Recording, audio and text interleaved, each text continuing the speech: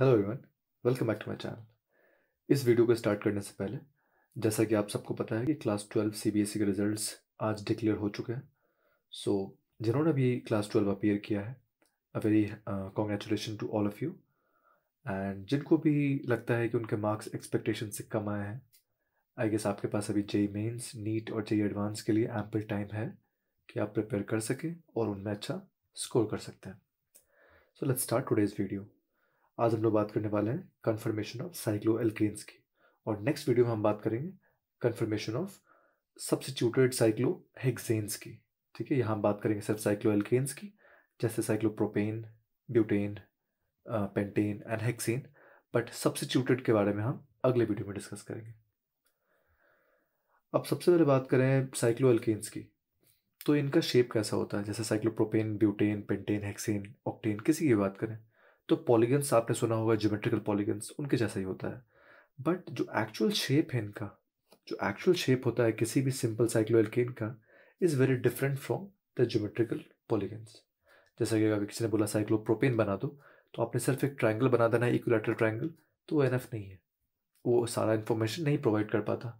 जैसे आपको पता है कि आपने साइक्लोप्रोपेन बना दिया, तो वहाँ पे क्या है, सारे बॉन्ड एंगल 60 डिग्रीज है, लेकिन आपको पता है कि काफ़ी ज़्यादा एंगल स्ट्रेन है उस मॉलिक्यूल के अंदर। उसके वजह से उसके बॉन्ड्स क्या होते हैं, बेंट होते हैं। ठीक है, तो जितने भी सिंपल साइक्लोएल्केन्स हैं, उनका जो एक्चुअल शेप है वो रेगुलर पॉलीगन से काफ़ी डिफरेंट होता है, तो उनके बारे में हम यहाँ बात करने वाले हैं। अब देखो, किसी भी साइक्लिक मॉलिक्यूल के अंदर दो चीज़ें हमेशा होती हैं, एक तो एंगल स्ट्रेन और एक टॉर्जनल स्ट्रेन, या फिर जिसे हम बोलते हैं eclipsing strain. Angle strain, Baeyer's angle strain भी बोलते हैं हम इनको। तो ये कैलकुलेट करना हमने देखा था हाइपर कॉन्जुगेशन के अंदर, और टॉर्जनल स्ट्रेन के बारे में हमने पिछले वीडियो में बात करी है। अब इन दोनों को कंबाइंड वे में देखा जाए तो हम बोलते हैं रिंग स्ट्रेन। इन दोनों को, जैसे मान लो किसी ने बोला किसी में रिंग स्ट्रेन ज़्यादा है, that means it is the combination of both angle strain as well as torsional strain. ठीक है, हो सकता है किसी रिंग के अंदर एंगल स्ट्रेन काफ़ी ज़्यादा हो, जैसे साइक्लोप्रोपेन, किसी में टॉर्जनल स्ट्रेन काफ़ी ज़्यादा हो, जैसे कि साइक्लोहेक्सेन। ठीक है, तो इनका कंबाइंड इफेक्ट को क्या बोलते हैं हम, रिंग स्ट्रेन बोलते हैं। तो ये हमेशा याद रखना है आपको, रिंग स्ट्रेन हमेशा इन दोनों को मिलाकर बोला जाता है, ना कि किसी एक को। रिंग स्ट्रेन का मतलब ये नहीं है कि सिर्फ एंगल स्ट्रेन है या फिर सिर्फ और सिर्फ टॉर्जनल स्ट्रेन है। चलिए, अब बात करते हैं साइक्लोप्रोपेन की। अगर साइक्लोप्रोपेन में बात करें तो यहाँ जो रिंग स्ट्रेन होता है, it is around 27 kilocalories per mole. ठीक है, अब देखो यहाँ होता क्या है। अब हमें यहाँ दिख रहा है कि ये जो बॉन्ड एंगल्स हैं ये कितने हैं, 60 डिग्रीज, जबकि एक्चुअल में होने कितने चाहिए थे। जो हमारे एक एक्सपेक्टेड कितने थे, expected was around 109 degrees 28 minutes, but actual कितने हैं, 60 डिग्रीज। तो हम यहाँ पर एंगल स्ट्रेन निकाल सकते हैं, but I am talking about the overall phenomena कि यहाँ हो क्या रहा। तो यहाँ देखो, सबसे पहले तो ये जो हाइड्रोजन्स हैं जो सब प्लेन के बाहर है, और कुछ हाइड्रोजन प्लेन के अंदर भी है। तो जो भी प्लेन के बाहर है और जो भी प्लेन के अंदर है, अगर मैं बाहर वालों की बात करूँ तो इस एच का इस एच से क्या हो रहा है, एक्लिप्सिंग इंटरेक्शन है। इस एच का इससे क्या हो रहा है, एक्लिप्सिंग इंटरेक्शन है। यहाँ पे भी ये क्या हो रहा है, एक्लिप्सिंग इंटरेक्शन। तो ऊपर 3 और नीचे 3, 6, तो हम क्या बोलेंगे यहाँ पर 6 H एक्लिप्सिंग इंटरेक्शन यहाँ हो रहा है, जिसके वजह से क्या होगा, मॉलिक्यूल अनस्टेबल हो जाएगा। ठीक है, अब यहाँ पर एंगल स्ट्रेन भी काफ़ी ज़्यादा हाई है, बिकॉज अब सोच के देखो कि एक एंगल के लिए 49 डिग्रीज 28 मिनट्स का एंगल स्ट्रेन आ रहा। उसका आप हाफ करके देखेंगे, क्योंकि जो फॉर्मूला है वो क्या बोलता है, half into 109 degree 28 minutes minus the exact angle. ये हमारा क्या है, एंगल स्ट्रेन है। ठीक है, तो यहाँ पे 3 है ऐसे, तो यहाँ एंगल स्ट्रेन काफ़ी ज़्यादा होगा, एंगल स्ट्रेन काफ़ी ज़्यादा है। और यहाँ पे हमारा जो टॉर्जनल स्ट्रेन है ये भी काफ़ी ज़्यादा है, बिकॉज एक्लिप्सिंग इंटरेक्शन की वजह से ये काफ़ी ज़्यादा बढ़ गया है। इसकी वजह से मॉलिक्यूल क्या होता है, हाईली अनस्टेबल होता है, इसके केमिकल प्रॉपर्टीज़ भी काफ़ी चेंज हो जाते हैं। अब बात करें कि एक्चुअल साइक्लोप्रोपेन होता कैसा है, वहाँ देखो क्या होता है कि ये जो large amount of angle strain होता है वो कॉम्पेंसेटेड होता है बेंड बॉन्ड के थ्रू। ये जो बॉन्ड होते हैं वो बेंड हो जाते हैं। अब देखो ये एंगल कितना है, 60, तो ये देखो यहाँ से अगर मैं कैलकुलेट करूँ तो ये एंगल क्या है, 60 से ज़्यादा है। ठीक है, तो ये 109 डिग्री 28 मिनट को अप्रोच करने के चक्कर में ये इस तरह से बेंड हो जाते हैं। जैसा कि आपने CPM के अंदर देखा है, साइक्लोप्रोपाइल मिथाइल कार्बोकेटाइन के अंदर, वहाँ पे भी बेंट बॉन्ड की वजह से ही जो वेकेंट पी ऑर्बिटल होता है वहाँ पर इलेक्ट्रॉन डेंसिटी को डोनेट करते हैं, जिसकी वजह से उसकी स्टेबिलिटी काफ़ी ज़्यादा हो जाती है। ठीक है, तो यहाँ पर इन बेंट बॉन्ड की वजह से जो एंगल स्ट्रेन है वो कॉम्पेंसेटेड होता है। ठीक है, चलिए अब देखते हैं हम साइक्लोब्यूटेन के बारे में। अब साइक्लोब्यूटेन को देखें तो यहाँ जो हमारा रिंग स्ट्रेन है वो है अबाउट 26 किलो कैलोरी पर मोल। दोनों ऑलमोस्ट सिमिलर ही हैं। ब्यूटेन की बात करें, प्रोपेन की बात करें, तो दोनों में जो रिंग स्ट्रेन है वो ऑलमोस्ट सिमिलर है। अब यहाँ देखो, वहाँ पे क्या था, 6 एक्लिप्सिंग HH इंटरेक्शन थे, यहाँ क्या है 8 हो जाएंगे, 1 2 3 4 और नीचे 4, कितने हो जाएंगे 8 hydrogen hydrogen interactions, eclipsing interactions. ठीक है, अब साइक्लोप्रोपेन में क्या है कि उसको एक ही फॉर्म में हमेशा रहना होगा, उस इक्विलैटरल ट्रायंगल के फॉर्म में, वो किसी और फॉर्म में ट्रांसफॉर्म नहीं हो सकता। सोच के देखिए आप। लेकिन साइक्लोब्यूटेन के अंदर क्या होता है, ये इस तरीके से ये पकड़ फॉर्म में आ जाता है। इन तरह के फॉर्म्स को क्या बोलते हैं, पकड़ फॉर्म। तो पकड़ फॉर्म में आने के बाद क्या होता है, यहाँ पे एंगल स्ट्रेन ज़्यादा बढ़ जाता, टॉर्शनल स्ट्रेन को कम करने के चक्कर में यहाँ पर एंगल स्ट्रेन बढ़ जाता। ठीक है, देखो यहाँ पे क्या हो गया, 88 डिग्रीज हो गया, जबकि यहाँ कितना था, 90 डिग्रीज था। ठीक है, तो यहाँ क्या होता है, रेड्यूसेस, जो एक्लिप्सिंग स्ट्रेन को कम करते हैं हम फोल्डिंग करने की वजह से, जिसकी वजह से एंगल स्ट्रेन थोड़ा बढ़ जाता है, एडिशनल एंगल स्ट्रेन वहाँ पर डेवलप कर जाता है। ठीक है, तो ये था कन्फर्मेशन किसके अंदर, साइक्लोब्यूटेन के अंदर। ये इस फॉर्म में ही एग्जिस्ट करता है, क्योंकि यहाँ जो एक्लिप्सिंग स्ट्रेन है वो काफ़ी डोमिनेंट हो जाता है as compare to torsional strain, sorry as compare to angle strain. चलिए अब बात करते हैं साइक्लोपेंटेन की। अब साइक्लोपेंटेन में सेम चीज़, यहाँ भी हम क्या बोलेंगे, यहाँ पे 2 H होंगे, यहाँ भी 2 H होंगे, यहाँ भी 2 H। ठीक है, तो यहाँ क्या हो जाएंगे, total 10 hydrogen hydrogen eclipsing interactions, और एंगल स्ट्रेन काफ़ी लो होते हैं यहाँ पे।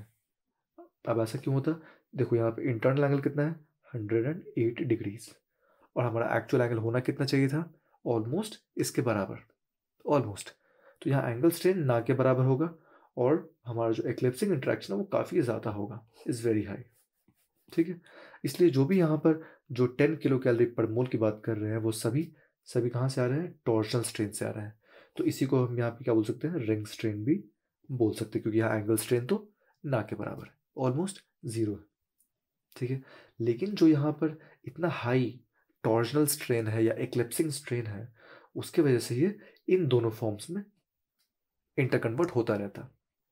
एक फॉर्म क्या है हमारा, ऑनवेलप फॉर्म, दूसरा फॉर्म क्या है, ट्विस्ट या फिर हाफ चेयर फॉर्म। ठीक है, अब ऊपर देखो, यहाँ पे इस फ्लैट वाले मॉलिक्यूल की बात करें तो यहाँ 10 किलो कैलोरी पर मोल था, लेकिन इनकी बात करें तो यहाँ क्या है, 6 किलो कैलोरी पर मोल, जो कि काफ़ी कम है एज कम्पेयर टू जो हमारा फ्लैट साइक्लोहेक्सेन है। ठीक है, अब बात करें ऑनवेलप फॉर्म की और हाफ चेयर फॉर्म की, तो यहाँ क्या होता है कि अब देखो, ऑनवेलप फॉर्म की बात करें तो यहाँ पे 4 कार्बन आइटम एक प्लेन के अंदर है। ठीक है, वो कौन है, 1 2 3 और ये 4, ये चारों एक प्लेन के अंदर है। और अगर बात करें हाफ चेयर की तो यहाँ पर 1 2 और 3, ये तीनों क्या है, एक प्लेन के अंदर, 3 कार्बन आइटम इन 1 प्लेन। अब यहाँ एक स्यूडो रोटेशन होता रहता है इनके बीच में। ठीक है, चलो अब बात करते हैं साइक्लोहेक्सेन की। अब साइक्लोहेक्सेन में ज़रा ध्यान से देखो, जो भी इंटरनल एंगल है वो कितना है, 120 डिग्रीज। ठीक है, जो क्या है, काफ़ी ज़्यादा है हमारे एक्चुअल बॉन्ड एंगल से, 109 डिग्रीज 28 मिनट से काफ़ी ज़्यादा है, आई मीन 10 डिग्रीज के अप्रॉक्स ज़्यादा है। लेकिन यहाँ पे जो एच एच एक्लिप्सिंग इंटरेक्शन है वो काफ़ी ज़्यादा हो जाएगा। क्यों, देखो यहाँ कितने हो जाएंगे, जैसे ऊपर था, ऊपर 10 थे तो यहाँ क्या हो जाएंगे, 12, 6 ऊपर और 6 नीचे, यहाँ क्या हो जाएंगे 12 H H eclipsing interaction in the planar structure. हम प्लेनर की बात करें, प्लेनर कैसा है हमारा, एक्लिप्स फॉर्म है। प्लेनर क्या है, टोटली एक्लिप्स फॉर्म है, और बहुत ही ज़्यादा स्ट्रेंड है यहाँ पर। ठीक है, ये जो भी हमारा स्ट्रेन आया है वो किसके वजह से आया है, मोस्टली इस टॉर्जनल स्ट्रेन के वजह से आया है। ठीक है, अब यहाँ पे साइक्लोहेक्सेन को बहुत ज़्यादा स्टडी किया गया है। अब ऐसा क्यों, बिकॉज साइक्लोहेक्सेन क्या करता है, ये हमारा जो भी टॉर्जनल इंटरेक्शन है उसको अवॉइड करता है इन सच ए वे कि वो नॉन प्लेनर कन्फर्मेशन में चला जाता है, इस तरीके से कि जो हमारा बॉन्ड एंगल है वो परफेक्ट टेट्राहेड्रन यानी कि 109 डिग्री 28 मिनट्स को अप्रोच करता है। यानी ये इस तरीके का नॉन प्लेनर कन्फर्मेशन में चला जाता है, जिस तरीके से in such a way that the bond angles appear to be very close to perfect tetrahedron, that is 109 degrees 28 minutes। ठीक है, अब वो कौन कौन से फॉर्म है उनके बारे में हम बात करेंगे। अब डिफरेंट कन्फर्मेशन ऑफ साइक्लोहेक्सेन देखें तो सबसे पहला हमारा क्या है, सबसे इंपॉर्टेंट चेयर फॉर्म। अब chair form is the most stable, in general it is the most stable. अब ये क्या है हमारा स्टैगर्ड कन्फर्मेशन। अब हमने पहले पढ़ा था स्टैगर्ड, एक्लिप्स्ड, इन सब कन्फर्मेशन के बारे में हमने बात करी है पहले, जब हमने ऑप्टिकल आइसोमेरिज्म स्टार्ट किया था, जब सारे प्रोजेक्शंस के बारे में हमने बात करी थी। अब स्टैगर्ड कन्फर्मेशन है तो देखो, अब वो किस तरीके से स्टैगर्ड है उसके बारे में बात कर रहे हैं। अब चेयर फॉर्म कुछ इस तरीके से दिखता है। ठीक है, हमने यहाँ पे नंबरिंग कर दी ताकि आपको क्लियरली समझ में आ जाए कि आखिर ये चेयर फॉर्म स्टैगर्ड कन्फर्मेशन कैसे है। अगर उसके साइड में देखें, आप यहाँ देखें, यहाँ देखो, ये हमारा स्टैगर्ड कन्फर्मेशन। अब देखो, एक काम करो कि आप इस तरीके से देखें। आप कहाँ से देखें, इस तरीके से, इस तरीके से देखें तो क्या दिखेगा आपको। अब ऐसे देख रहे हैं तो क्या हो रहा है, 4 पहले दिखेगा आपको। ठीक है, अब 4 के लेफ्ट हैंड साइड में कौन दिखेगा आपको, लेफ्ट हैंड साइड में आपको दिखेगा, आई मीन आप एक काम करें, इसको नंबरिंग इस तरीके से कर लें, 4। अब 4 हमने यहाँ देखा, ये 4 है हमारा, तो 4 के लेफ्ट हैंड साइड में देखें तो कौन है यहाँ पे हमारा, 3। ठीक है, राइट हैंड साइड में कौन है, 5। ठीक है, अब 3 के बाद पीछे कौन है, 2। ठीक है, 5 के पीछे कौन है, 6। ठीक है, और 2 के और 6 के बाद कौन है, यहाँ पे 1 हो जाएगा। ठीक है, आपने कैसे देखा है, आपने बिल्कुल इस प्लेन में देखा है। 3 के जस्ट पीछे कौन है, 2। 5 के जस्ट पीछे कौन है, 6। और 4 के जस्ट नीचे कौन है, 1। ये दिख रहा है आपको यहाँ पे 1। हमें दिख रहा है कि ये पूरा कैसा है, स्टैगर्ड फॉर्म है। क्लियर है, चलो अब देखो, चेयर फॉर्म जो हमारा होता है, chair conformation is the most stable. ठीक है, it has no torsion strain and all the CH bonds are staggered. Bond angle is close to 109 degrees 28 minutes। इसलिए क्या होता है, ये फॉर्म मोस्ट स्टेबल फॉर्म होता है किसी भी साइक्लोहेक्सेन का। अब बात करें types of hydrogen in chair form, तो यहाँ पे 2 टाइप के हाइड्रोजन होते हैं चेयर फॉर्म में। एक तो होता है आपका axial form and second one is equatorial. अब एक्सियल हाइड्रोजन की बात करें या किसी भी एक्सियल बॉन्ड की बात करें, तो जितने भी हमारे एक्सियल बॉन्ड्स होते हैं वो सारे के सारे क्या होते हैं, parallel to the axis of symmetry. ठीक है, जो भी हमारा प्रिंसिपल एक्सिस होगा, जैसे हमने बोल दिया कि ये हमारा क्या है, प्रिंसिपल एक्सिस है। ठीक है, तो उसके क्या होंगे, सभी के सभी पैरेलल होंगे। ठीक है, ये परपेंडिकुलर भी बोल सकते हैं आप मॉलिक्यूल के। और जो भी हमारे इक्वेटोरियल होते हैं वो क्या होते हैं, 3 पेयर में होते हैं, जो तीनों पेयर क्या होते हैं, पैरेलल टू ईच अदर। अब ज़रा देखो यहाँ पर, ये जो पर्पल ऑरेंज वाला है, ये और ये क्या है, आपस में पैरेलल है। हाइड्रोजन, ये दोनों क्या है, पैरेलल है।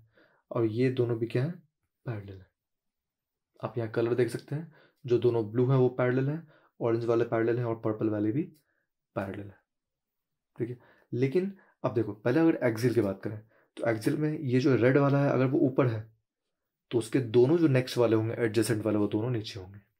अल्टरनेट, एक ऊपर तो एक नीचे तो एक ऊपर, इस तरीके से। तीनों रेड वाले क्या हैं ऊपर, तीनों ग्रीन वाले क्या हैं नीचे। और अगर इक्वेटोरियल की बात करें तो आपको लग रहा होगा, अगर मैं इसकी बात करूँ 1 2 इसको मैं दे दूँ, अगर मैं 1 2 की बात कर रहा हूँ तो आपको लग रहा होगा कि ये दोनों एक साथ है, तो ये एक साथ नहीं है। होगा क्या, अगर 1 अगर नीचे है, 1 क्या होगा, उस प्लेन से नीचे होगा, यानी ये जो लाइन है उस लाइन के नीचे लाई करेगा, तो जो 2 है वो ऊपर लाई करेगा। ये दोनों बिल्कुल एक ही प्लेन में नहीं होंगे, एक नीचे तो एक ऊपर होंगे, तो ये अल्टरनेट रन करता।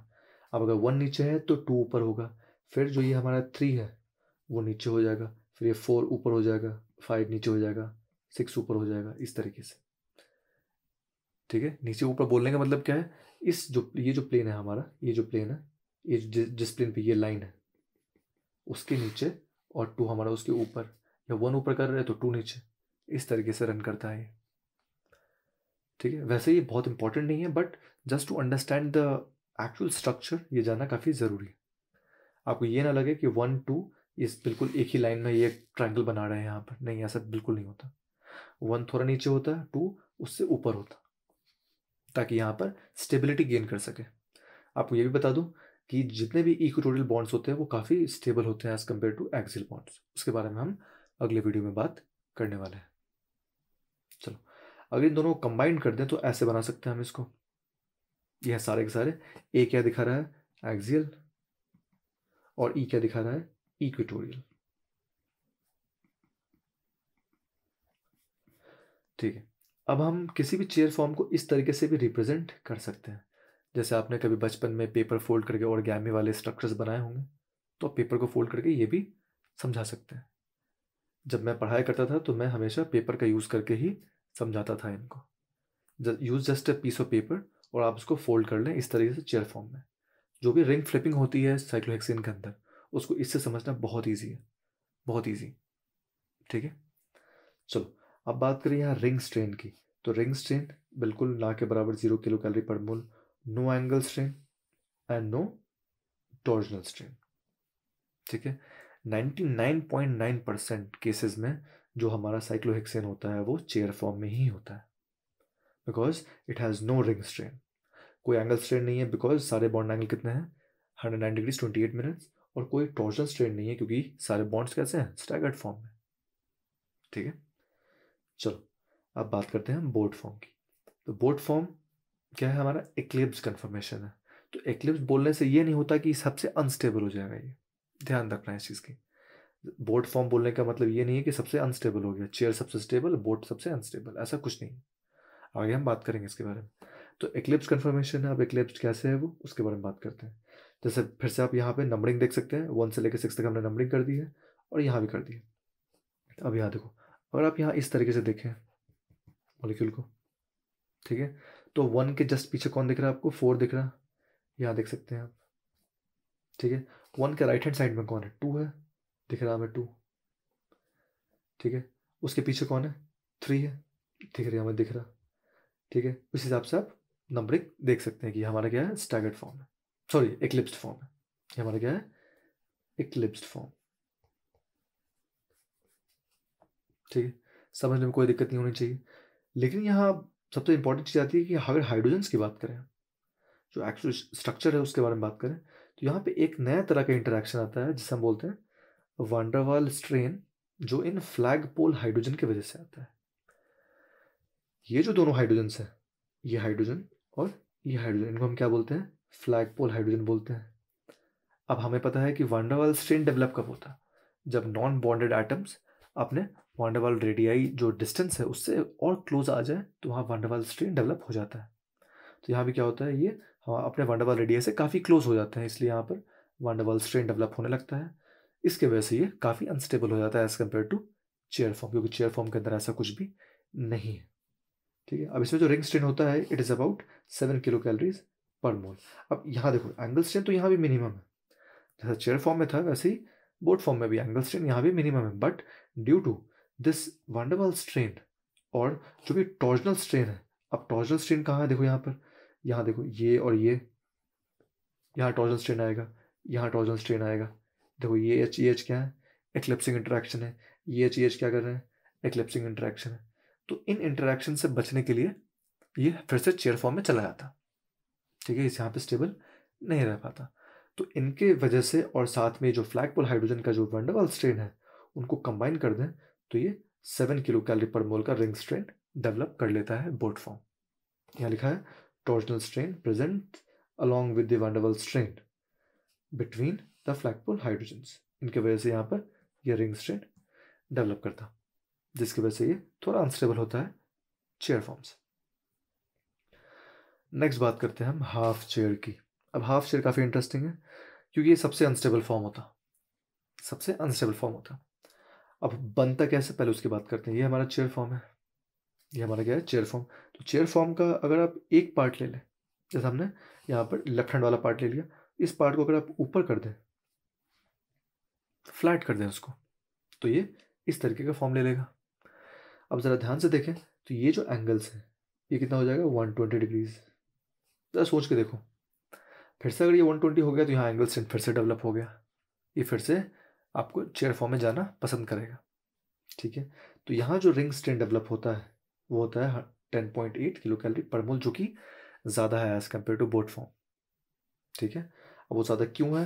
क्योंकि यहाँ पे जो कुछ एंगल्स है वो 120 हो जाते हैं, जिसकी वजह से एंगल स्ट्रेन डेवलप होता है, और कुछ बॉन्ड टॉर्जनल स्ट्रेन में भी पार्टिसिपेट करते हैं। जैसे आपको पता है कि साइक्लोहेक्सेन जो फ्लैट वाला है वहाँ पर काफ़ी ज़्यादा टॉर्जनल स्ट्रेन है। ठीक है, सिमिलर केस यहाँ भी हो जाता है। जैसे यहाँ पे अब देखो, ये जो पार्ट है मॉलिक्यूल का, सॉरी ये पार्ट नहीं, आई मीन दिस पार्ट, ये पार्ट तो प्लेनर है अभी भी, तो यहाँ तो काफ़ी ज़्यादा टॉर्जनल स्ट्रेन होगा। तो उस टॉर्जनल स्ट्रेन और एंगुलर स्ट्रेन की वजह से ये पार्ट काफ़ी ज़्यादा अनस्टेबल हो जाता है। अब आपसे कोई पूछेगा कि फ्लैट साइक्लोहेक्सेन की बात करें और हम बात करें हाफ चेयर की, तो कौन ज़्यादा अनस्टेबल है? तो सिंपल सी बात है, अगर आप फ्लैट साइक्लोहेक्सेन की बात कर रहे हो तो वहाँ पे 20 किलो कैलोरी से भी ज़्यादा का रिंग स्ट्रेन होता है। फ्लैट वाले की बात करें तो उसकी एनर्जी सबसे ज़्यादा होती है इन सब में से, तो वो तो बिल्कुल इम्पॉसिबल है उसको एग्जिस्ट करना। हम बात कर रहे हैं जितने भी कन्फर्मेशन बन सकते हैं एक चेयर से दूसरे चेयर तक, उनके बारे में हम यहाँ डिस्कस कर रहे हैं। ठीक है, तो अगर हम बोलें फ्लैट साइक्लोहेक्सेन की या प्लेनर साइक्लोहेक्सेन की, तो उसमें more than 20 kilo calorie per मोल होता है जो रिंग स्ट्रेन है, तो वो तो काफ़ी ज़्यादा अनस्टेबल है, वो हाफ चेयर से भी अनस्टेबल है। ठीक है, लेकिन जितने कन्फर्मेशन की बात कर रहे हैं हम साइक्लोहेक्सेन में, उसमें हाफ चेयर सबसे अनस्टेबल होता है। ठीक है, चलो अब बात करते हैं ट्विस्ट बोर्ड की। अब ये काफ़ी इंटरेस्टिंग है, ट्विस्ट बोर्ड काफ़ी इंटरेस्टिंग है। अब देखो ज़रा ध्यान से समझना, आपने बोर्ड देख लिया। बोर्ड क्या होता है कि ये जो कार्बन आइटम है और ये जो कार्बन आइटम है, ये दोनों में क्या होते हैं, एक दूसरे को लाइन अप करते हैं, बिल्कुल एक दूसरे के सामने होते हैं। ठीक है, बिल्कुल एक्लिप्स्ड होते हैं। ये जो कार्बन आइटम है, ये जो कार्बन आइटम है, बिल्कुल एक दूसरे के सामने है। ये जो कार्बन आइटम है, ये कार्बन आइटम एक दूसरे के जस्ट सामने है। मतलब अगर आप इधर से देखो तो आप इसको देखोगे तो इसको नहीं देख पाओगे, इसे देखोगे तो इसे नहीं देख पाओगे, इसे देखोगे तो इसे नहीं देख पाओगे। ऑब्वियस बात है, क्योंकि ये पूरे क्या है, एक्लिप्स्ड फॉर्म है। अब देखो होता क्या है, होता ये है कि जब यहाँ पर ये जो फ्लैगपोल हाइड्रोजन का रिपल्शन होता है, तो ये क्या होता कि ये जो आप किसी एक को भी पकड़ सकते हो, हमने इसके बारे में बात करी मान लो, तो वो क्या है, या तो प्लेन से बाहर या फिर प्लेन से अंदर जाकर उसे कम करना चाहेगा, फ्लैग पोल इंटरेक्शन को कम करना चाहेगा। उसके वजह से क्या होगा, ये ट्विस्ट बोर्ड का डेवलपमेंट होता है। सोच के देखो, अगर आपने एक पेपर ले लिया, आपने ये बोर्ड फॉर्म बना लिया, सोच के देखो बोर्ड फॉर्म स्टेबल कैसे रह सकता है? वो इस कार्बन को या फिर इस कार्बन को, किसी एक को भी आप पकड़ लीजिए, उसको आप प्लेन से अंदर कर दीजिए या प्लेन से बाहर कर दीजिए। प्लेन से अंदर करने का, बाहर करने का मतलब क्या है कि फ्लैगपोल हाइड्रोजन का जो इंट्रैक्शन है, वो जो डिस्टेंस है दोनों हाइड्रोजन के बीच में, उसको बढ़ा देना। तो क्या होगा, वांडरवाल रेडियाई फिर से स्टैब्लिश हो जाएगा और फिर से वहाँ पर वांडरवाल स्ट्रेन कम हो जाएगा। ठीक है, तो हम क्या कर रहे हैं, इस एच को पीछे कर दें या फिर आगे कर दें, तो हमने इसको क्या कर दिया, पीछे कर दिया। देखो ये वाला फॉर्मेशन हो गया, ये जो पार्ट है वो पीछे चला गया। ठीक है, इस तरीके से आगे भी तो आ सकता है। ठीक है, या फिर इसके बारे में बात करें तो इसके बारे में भी तो बात कर सकते हैं। तो यहाँ पे ट्विस्ट बोर्ड जो होते हैं वो दो तरह से बनते हैं, वो हम आगे बात करेंगे। लेकिन होते क्या हैं, वो इस तरीके से बनते हैं, आप इस तरह से इसको रिप्रेजेंट कर सकते हैं ट्विस्ट बोर्ड को। क्लियर है? अब ये बनता क्यों है, क्योंकि जो फ्लैगपोल इंटरैक्शन है उसको मिनिमाइज करने के लिए। चलिए, अब यहाँ जो रिंग स्ट्रेन होता है, it is around 5.5 kilo calorie per मोल, जो हमारा बोर्ड फॉर्म से कम है। बोर्ड फॉर्म से कम है। अब समझ सकते हैं आप क्यों कम है, क्योंकि बोर्ड फॉर्म का हमारा एच जो फ्लैगपोल हाइड्रोजन इंट्रैक्शन होता है, उसके वजह से वांडरवाल स्ट्रेन डेवलप होता है, यहाँ पे नहीं होगा। सिंपल सी बात है भाई। अब van der Waals strain is lowered by twisting, जो मैंने अभी बोला, इसलिए इसको ट्विस्ट बोर्ड बोलते हैं। ट्विस्ट का मतलब क्या है, आपने एक पार्ट पकड़ा और दूसरा पार्ट घुमा दिया। ठीक है, अंदर की तरफ या फिर बाहर की तरफ। Minimal angle strain and some torsional strain. अब टॉर्जनल स्ट्रेन थोड़ा बहुत तो होगा, थोड़ा बहुत, क्योंकि यहाँ पे जो हाइड्रोजन होंगे, यहाँ के जो हाइड्रोजन होंगे, वो थोड़ा बहुत टॉर्जनल स्ट्रेन तो अभी भी करेंगे, लेकिन बोर्ड फॉर्म से स्टेबल होगा ये फॉर्म। चलो अब बात करते हैं हम लोग कन्फर्मेशनल एनालिसिस ऑफ साइक्लोहेक्सेन। बहुत इंपॉर्टेंट टॉपिक है ये, साइक्लोहेक्सेन का कन्फर्मेशन एनालिसिस। इसे हम रिंग फ्लिपिंग भी बोलते हैं या फिर रिंग इन्वर्जन भी बोलते हैं, किसी भी तरीके से इसको पढ़ाया जा सकता है। रिंग फ्लिपिंग, रिंग इन्वर्जन, बात एक ही है। अब देखिए यहाँ होता क्या है, जैसा कि हमने पहले बोला कि साइक्लोहेक्सेन हमेशा 99.9% टाइम्स चेयर फॉर्म में ही रहना पसंद करता है, क्योंकि वो सबसे स्टेबल फॉर्म है। क्लियर सी बात है भाई। लेकिन अब यहाँ पर चेयर फॉर्म दो तरीके से हो सकते हैं, एक तो ये और एक ये, लेफ्ट वाला और राइट वाला। अब होता क्या है कि जो हमारा लेफ्ट हैंड साइड वाला है उसमें जैसा हमने एरो बना रखा है ग्रीन वाले, ये ऊपर की तरफ जाएंगे और ये नीचे जाएंगे, तो फिर ये बन जाएगा। साइमल्टेनियसली ये ऊपर की तरफ जाएगा, ये नीचे की तरफ आएगा, तो ये वापस ये बन जाएगा। मतलब ये क्या है, एक डायनामिक इक्विलिब्रियम है। ठीक है, इसी को तो हम कन्फर्मेशन बोल रहे हैं कि सिंगल बॉन्ड के अबाउट रोटेशन होता रहेगा। ठीक है, इसकी ही हम एनालिसिस करने वाले हैं। तो ये जो टोटल प्रोसेस है इसी को हम क्या बोलते हैं, रिंग फ्लिपिंग। ऊपर जाएगा नीचे जाएगा, इस तरीके से रिंग फ्लिपिंग, रिंग इन्वर्जन होता रहेगा। ठीक है, अब देखो अगर हम ध्यान से देखें तो ये दोनों क्या है, बिल्कुल आइडेंटिकल दिख रहे हैं हमें। साइक्लोहेक्सेन है, सारे हाइड्रोजन है, सब आइडेंटिकल दिख रहे हैं हमें। तो हम यहाँ पर एक इक्विलिब्रियम कांस्टेंट भी डिफाइन कर सकते हैं, के इक्विलिब्रियम। तो अगर सिर्फ साइक्लोहेक्सेन की बात करें तो वहाँ पे ये क्या होगा, हमेशा 1 के बराबर होगा। अब हमें पता है कि इक्विलिब्रियम क्या होता है, प्रोडक्ट डिवाइडेड बाय रिएक्टेंट का कॉन्सेंट्रेशन को हम लिख देते हैं। तो यहाँ जो हमारा राइट हैंड साइड और लेफ्ट हैंड साइड वो दोनों तो ऑलमोस्ट सेम ही चीज़ है। तो रेशियो अगर आप लेंगे सेम चीज़ों का तो क्या आएगा, 1 आएगा। तो क्या बोलेंगे यहाँ पे, के इक्विलिब्रियम की वैल्यू 1 के बराबर हो जाएगी। मतलब ये बिल्कुल परफेक्ट इक्विलिब्रियम में है, किसी भी एक तरफ शिफ्ट नहीं कर रहा। चलो अब देखते हैं कि ये दोनों रिंग्स आपस में किस तरीके से इंटर कन्वर्ट होते हैं, क्या क्या स्टेप्स हैं इसके अंदर। ठीक है, उसके बारे में बात करते हैं। अब देखो सबसे पहला स्टेप है, हमने ले लिया चेयर फॉर्म। दिस इज हमारा चेयर फॉर्म। अब इसको समझने से पहले आप चाहें तो वीडियो पॉज करके एक पेपर ले लें, अपने कॉपी से पीछे से फाड़ लें एक पेपर, उस पेपर को चेयर फॉर्म में बना लें। बहुत ईजी होगा समझना आपको। नहीं तो फिर अगर आपका 3D विजुअलाइजेशन बहुत अच्छा है तो आपको कोई दिक्कत नहीं होनी चाहिए। But if you find difficulty in understanding things in 3 dimension, तो आई वुड हाईली सजेस्ट कि आप एक पेपर निकालें, उसको चेयर फॉर्म में बढ़िया से बना लें, जितना भी आपको काटना है या फिर फोल्ड करना, what ever you want you can try. तब इसको समझें तो आपको ज़्यादा अच्छी तरीके से समझ में आएगा, स्पेशली जो हमारा ट्विस्ट बोट वाला फॉर्म है। आप वीडियो पॉज कर लें और ये पेपर से जो भी ऑर्गेमी करना है आपको ट्राई कर सकते हैं मेरे साथ साथ। अब देखो ये हमारा क्या है, फर्स्ट फॉर्म है हमारा चेयर फॉर्म। हमने यहाँ 1/4 दिखाया है ताकि आपको समझ में आ सके। नेक्स्ट देखो, अब यहाँ हम जा रहे हैं हाफ चेयर की तरफ, किस तरीके से हमने 4 को ऊपर कर दिया। ये पूरा प्रोसेस है फ्लिपिंग होने का।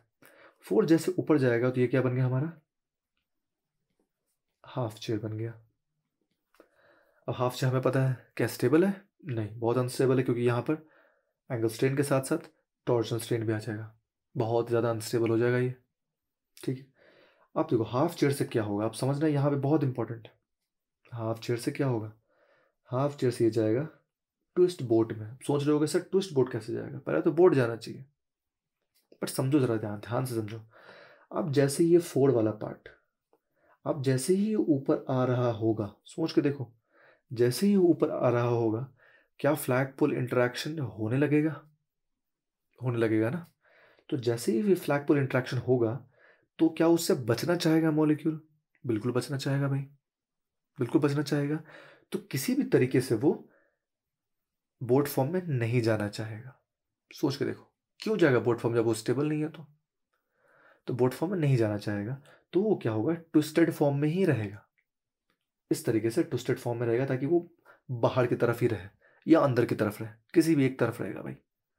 जब वो ऊपर से, सोच के देखो, अगर आप इधर से देख रहे हो, इधर से आप इसको देख रहे हो, जैसे ही ये 4 ऊपर जा रहा होगा तो वो इधर इनसाइड या फिर आउटसाइड द प्लेन किसी तरह से ट्विस्ट कर जाएगा, ताकि वो फ्लैग पोल इंटरेक्शन से बच पाए। अब पेपर फोल्ड करके देखो, आपको समझ में आ जाएगा।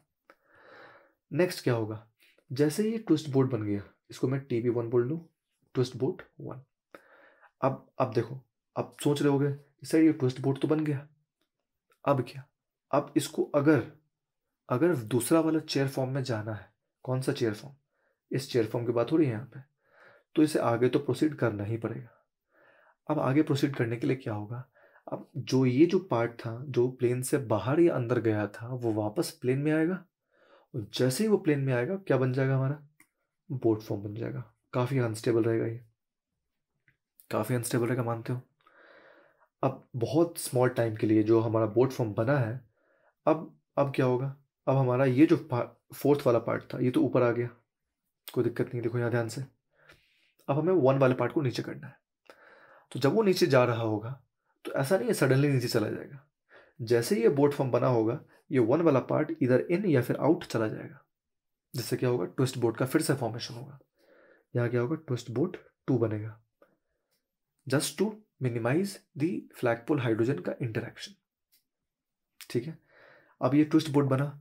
अब ये ट्विस्ट बोट बनते हुए सोच के देखो कि ये बाहर की तरफ या अंदर की तरफ जाकर ये बेंड हुआ होगा, और फिर ये बेंड होते होते ये क्या हो गया होगा, फिर से हाफ चेयर का फॉर्मेशन कर गया होगा। आपको थोड़ा विजुलाइज करना पड़ेगा, आपको ग्रास्प करना पड़ेगा इन चीज़ों को। अभी ऐसे ही होते हैं, थोड़ा 3D है बट इसको इस तरह से आपको समझना पड़ेगा। ठीक है, अब देखो ये हाफ चेयर बना। अब जैसे ये हाफ चेयर बना तो ये काफ़ी अनस्टेबल हो गया, जैसे हमने पहले बात करी थी। अब फिर से चेयर फॉर्म के अंदर ट्रांसफॉर्म कर जाएगा। इस तरीके से प्रोसेस ऊपर से नीचे, नीचे से ऊपर चलता रहेगा, पूरा ये इक्विलिब्रियम मेंटेन रहेगा। क्लियर है। चलो अब जो समझते हैं एनर्जी प्रोफाइल डायग्राम से। अब देखो ये हमारा क्या है, chair form, this is chair form. अब चेयर फॉर्म क्या है, काफ़ी स्टेबल है, काफ़ी स्टेबल है। तो अब इसको हम पोटेंशियल एनर्जी 0 मान लेते हैं। बिल्कुल, रिंग स्ट्रेन यहाँ पर क्या है, 0 है। ये हमारा जो पोटेंशियल एनर्जी का वाई एक्सिस है वो हमारा क्या है, रिंग स्ट्रेन हम मान लेते हैं। अब जैसे हमने हाफ चेयर बनाया, तो हाफ चेयर तो काफ़ी ज़्यादा अनस्टेबल है। और कितना अनस्टेबल है, तो वहाँ पर और करीब करीब 43 किलो जूल्स पर मोल, किलो कैलोरी में आप कन्वर्ट कर सकते हैं इसको। तो 43 किलो जूल्स पर मोल का रिंग स्ट्रेन यहाँ डेवलप हो जाता। फिर जब ये वापस ट्विस्ट बोट बनेगा, ट्विस्ट बोट बनेगा TB1, तो ये हमारा क्या है, हाफ चेयर 1, ये हमारा क्या है, TB1। तो TB1 जैसे बनेगा स्टेबिलिटी काफ़ी बढ़ जाएगी। फिर वो बोट बनेगा तो स्टेबिलिटी फिर से घट जाएगी, तो एनर्जी फिर से बढ़ जाएगी। फिर वो ट्विस्ट बोट 2 में बनेगा, ट्विस्ट बोट 2 बनेगा, बीच में यहाँ क्या बन जाएगा, हमारा बोट फॉर्म। अब जैसे ट्विस्ट बोट 2 बनेगा फिर वो हाफ चेयर 2 में जाएगा। जैसे हाफ चेयर 2 में जाएगा, अब ये दोनों हाफ चेयर क्या है, बिल्कुल आइडेंटिकल। दोनों TB भी क्या है हमारा, हमेशा आइडेंटिकल। ठीक है, और फिर वापस ये चेयर फॉर्म में बन जाएगा। ये दोनों चेयर फॉर्म में क्या है, आइडेंटिकल एनर्जी लेवल पे। ठीक है, ये हमारा क्या है, एनर्जी प्रोफाइल डायग्राम, ताकि आप समझ सकें कि किस तरीके से एनर्जी बढ़ रही है और घट रही है, स्टेबिलिटी किस तरह से बढ़ रही है और घट रही है। एक और ग्राफ देख लेते हैं इसी को समझने के लिए। अब देखो जैसे यहाँ भी सेम चीज़ है, जो हमारा बोट फॉर्म है, सॉरी जो हमारा चेयर फॉर्म है सबसे स्टेबल है, उससे क्या हुआ, एनर्जी बढ़ी, फिर एनर्जी घटी ट्विस्ट बोट में, फिर बढ़ी बोट के लिए, फिर घटी ट्विस्ट बोट के लिए, उसके बाद फिर बढ़ी किसके लिए, हाफ चेयर के लिए, फिर घटी किसके लिए, चेयर के लिए। तो ये जो ग्राफ है इसका शेप आप बस याद रखें। हो सकता है कि किसी एग्जाम में आपको आइडेंटिफाई करने आ जाए कि ट्विस्ट बोट कहाँ है या फिर बोट फॉर्म कहाँ है, कौन सा ट्विस्ट बोट होगा, कौन सा चेयर होगा। कुछ भी किसी भी तरीके से सवाल पूछे जा सकते हैं। इन जनरल बोर्ड वगैरह में ये सवाल आते होंगे, बट नीट में आ सकते हैं, बट जेई मेन्स या एडवांस में आई डोंट थिंक ऐसा कोई क्वेश्चन आएगा। But still just for your sake of information आप इसको याद रख सकते हैं। अब देखो, because of greater stability of the chair form, 99 या फिर more than 99% molecule are estimated to be in the chair conformation. इसके बारे में हमने पहले अभी बात करी है। एक और इंपॉर्टेंट चीज़ है कि जो ट्विस्ट बोर्ड होता है वो हमारा काइडल होता है, यानी ऑप्टिकली क्या होता है, एक्टिव होता है। बाकी कोई फॉर्म ऑप्टिकली एक्टिव नहीं हो सकता। अब ध्यान से देखो, अगर वापस जाएं यहाँ पर, तो यहाँ देखो चेयर फॉर्म में देखें तो क्या यहाँ प्लेन ऑफ सिमेट्री है चेयर फॉर्म में, बिल्कुल है। आप अगर इस तरीके से मॉलिक्यूल कट कर दो, बिल्कुल परपेंडिकुलर कट कर दो, ठीक है, तो यहाँ पर प्लेन ऑफ सिमेट्री तो है। हाफ चेयर की बात करें तो यहाँ पे भी क्या है हमारा, देखो यहाँ पे ये हमारा प्लेन ऑफ सिमेट्री हो सकता है। अब कर्व बनाया है तो इसका मतलब ये नहीं है कि वो कर्व हो जाएगा प्लेन, आप बिल्कुल हॉरिजॉन्टली इसको कट कर दें, तो यहाँ पे POS है। बोट में बात करें तो बोट में भी देखो बिल्कुल इसके अबाउट आप इसको कट कर दें, तो यहाँ पे POS है। तो अब हाफ चेयर की बात कर चुके हैं तो दोनों में सेम चीज़ होगा, चेयर की बात कर चुके तो दोनों चेयर में भी सेम चीज़ होगा। लेकिन ट्विस्ट बोर्ड के अंदर चूंकि ये ट्विस्टेड है तो आप यहाँ पे पीओएस नहीं खोज पाएंगे, ना कि सीओएस खोज पाएंगे। तो अगर पीओएस सीओएस एब्सेंट है तो हमारा क्या हो गया, वो गाइडल। पीओएस सीओएस क्या है, हमारा एब्सेंट है। अब यहाँ हम सब्स्टिट्यूटेड की बात नहीं कर रहे हैं, हम यहाँ बात कर रहे हैं सिर्फ और सिर्फ साइक्लोहेक्सेन की, याद रखना। तो अगर सिर्फ साइक्लोहेक्सेन की बात हो रही है तो हमारा ट्विस्ट फॉर्म ही हमारा सिर्फ गाइडल होता है, बाकी सारे फॉर्म एक गाइडल होते हैं, क्योंकि वहाँ पे पीओएस मिलता है। अब बात करें, boat form is more stable than chair form in some cases due to intramolecular H bonding. For example ये देख सकते हैं। अब यहाँ देखो, यहाँ पर हमने एन ले लिया, एन से एन के पास एक लोन पेयर है, ऊपर क्या है हमारा ओ एच है।